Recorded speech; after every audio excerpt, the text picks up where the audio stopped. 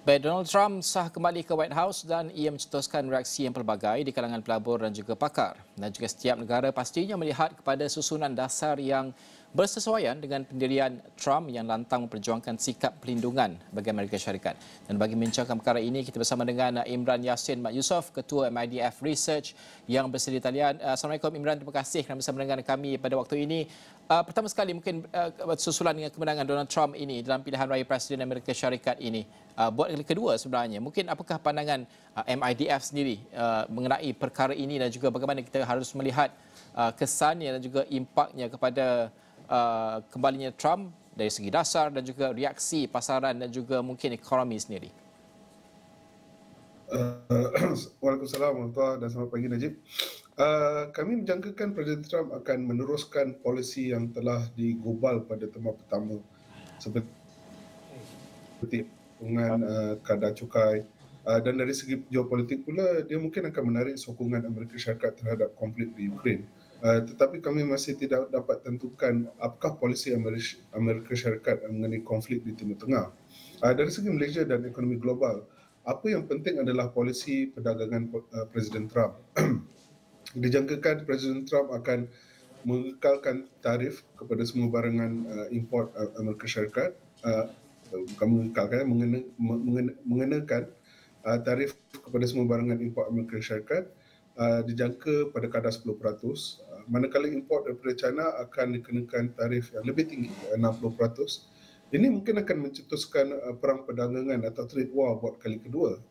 Tetapi memandangkan tarif 10% ini dikenakan ke atas semua import kecuali China yang lebih tinggi, kami jangkakan Malaysia mungkin tidak akan hilang daya saing kerana semua negara akan terkesan. Kita mungkin juga akan lihat lencongan perdagangan yang lebih cepat. Jadi kita mungkin akan lihat sumbangan re-eksport pada ekspor Malaysia kekal tinggi sekarang ni pada paras 21% berbanding 13% pada tahun 2015. Kita juga jangkakan FDI ke Malaysia akan kekal pada trend sedia ada. Kita lihat bagaimana FDI daripada China, US dan Eropah telah meningkat mendadak semasa trade war pertama.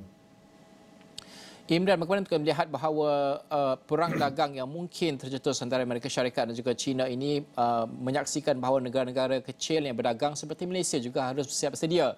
Justru kalau kita melihat Malaysia, peranan kita dalam selaku pengerusi ASEAN tahun hadapan dan juga kita dalam selaku negara di dalam BRICS itu sendiri, mungkin negara akan kongsi sendiri. Bagaimana kesemua faktor-faktor ini akan menjadikan Malaysia mampu setidaknya membawa suara kuasa tengah yang lebih besar dalam konteks ekonomi bila berdepan dengan Amerika Syarikat di bawah kepimpinan Trump? Kami berpendapat dasar luar Amerika Syarikat telah menyumbang kepada kemunculan BRICS sebagai satu blok perdagangan. Ini mula mengambil bentuk ketika tercetusnya konflik di Ukraine dan cekatan ekonomi terhadap Rusia. Kami berpendapat kemunculan BRICS mungkin dapat sederhanakan kesan trade war 2.0 lah, di mana mungkin terdapat lencongan perdagangan di antara negara BRICS. Sumbangan ekspor Malaysia ke negara BRICS kepada jumlah keseluruhan ekspor adalah dalam 17.5%, didorong oleh China dan India, manakala sumbangan kepada ekspor ke negara rakan kongsi BRICS adalah 14.2%. Jadi sumbangan ekspor ke BRICS plus lah, jadi negara BRICS dan rakan negara BRICS adalah sebanyak 31 atau 32%. Jadi kami menjangkakan ini adalah langkah yang positif, tetapi mungkin akan mengambil sedikit masa lah, memandangkan BRICS boleh dikatakan masih dari dalam fasa pembangunan. Dan sebagai Malaysia sebagai pengurusi ASEAN juga akan boleh memandangkan Malaysia memberi hubungan baik dengan China dan US, mungkin akan memberikan dapat moderate impact kepada trade war 2.0 inilah. Imran, kalau kita beralih kepada ekonomi Amerika Syarikat, sebab ini apa dilihat dalam kempen Trump sendiri untuk make America great again katanya. Kalau kita lihat juga keputusan-keputusan berkaitan dengan ekonomi di Amerika Syarikat baru-baru ini seperti keputusan oleh FOMC sendiri dan perkaitannya dengan keputusan Bank Negara Malaysia di bawah MPC kita, apa yang boleh kita rumuskan dalam pengekalan OPR pada minggu yang sama dan juga bagaimana ini akan mencerminkan perjalanan dasar-dasar ini bergerak ke hadapan, khususnya untuk tahun hadapan di bawah kepimpinan Trump sendiri? Kita lihat, jadi FOMC telah memutuskan untuk mengurangkan kadar pinjaman mereka sebanyak 25 mata atas asas. Ini seperti dijangkakan oleh kami dan pasaran. Keputusan ini berdasarkan inflasi terus menuju kepada target 2% US Fed dan keperluan untuk menyokong pasaran buruh Amerika Syarikat. Ini akan memberi impak positif kepada dolar ringgit. Dengan BNM mengekalkan OPR pada kadar 3%, kami boleh lihat pengurangan jurangan kadar pinjaman. Jadi kita menjangka akan mendorong kelemahan US dollar dan pembukuan ringgit. Baru-baru ini dolar agak kukuh kerana reaksi knee-jerk kepada beberapa event seperti geopolitik dan Trump sebagai presiden baru. Tetapi dari segi dasarnya kami menjangkakan US dollar akan trend kepada kelemahan lah dengan pemotongan kadar pinjaman. Dan ini juga akan memberi sokongan atau dorongan kepada ekonomi US.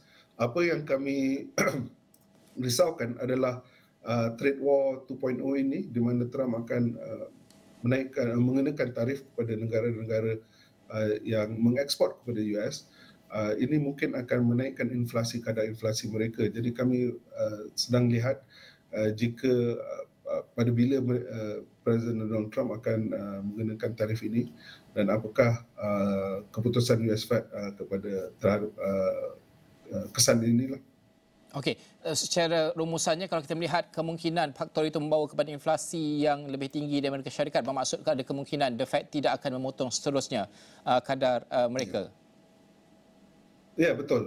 Jika inflasi meningkat kembali dengan pasaran buruh yang begitu kukuh di Amerika Syarikat, ini akan membuatkan inflasi naik semula dan pihak US Fed mungkin tidak akan memotong atau akan menaikkan kembali. Ini akan mengukuhkan US dollar lah. Okey, bagaimana pasaran dan juga ekonomi memberikan reaksi atas kemenangan Trump? Kita tahu mungkin ada yang sudah menjangkakan, tapi ada juga yang melihat kepada kemungkinan sebenarnya Kamala Harris yang sepatutnya menang. Tetapi reaksi awal setakat pemantauan MIDF sendiri, bagaimana reaksi ekonomi dan juga pasaran saham sendiri? Pasaran saham di US kami lihat memberikan reaksi positif kepada kemenangan Trump. Dow Jones umpamanya naik 3% sehari selepas kemenangan beliau. Begitu juga dengan beberapa pasaran Nasdaq dan S&P 500 lah. Tetapi pasaran kita terdapat ada sedikit kejatuhan dan kejatuhan kepada pasaran di China lah, memandangkan akan ada tarif dan sebagainya. Tetapi kami lihat impak yang lebih signifikan adalah kepada keputusan FOMC untuk mengurangkan kadar pinjaman mereka dan jika mereka teruskan untuk mengurangkan kadar pinjaman mereka, ini akan memberi impak positif kepada pasaran saham global. Ekonomi mungkin tiada impak lagi, memandangkan ia baru je menang dan belum lagi masuk kepada White House. Imran, adakah semua faktor-faktor ketidaktentuan seperti pilihan raya dan sebagainya sudah pun berakhir dan adakah pelabur sudah pun priced in semua faktor dan apa yang kita saksikan pada ketika ini seperti di FBM KLCI adalah satu norma baru untuk pasaran ketika ini di atas 1,600 mata? Mungkin tidak, sebab kami berpendapat bahawa pasaran FBM KLCI banyak bergantung kepada aliran masuk pelabur asing. Jadi dan aliran masuk pelabur asing banyak bergantung kepada kadar USD ringgit lah. Dan jika USD ringgit atau ringgit kembali kukuh selepas pemotongan kadar pinjaman, ini akan mendorong aliran masuk pelabur asing dan ini akan menyokong FBM KLCI lah. Mungkin dalam short term tu ada ketidaktentuan lah, volatility dalam market lah, tapi trend kami menjangkakan akan kekal positif untuk pasaran saham Malaysia.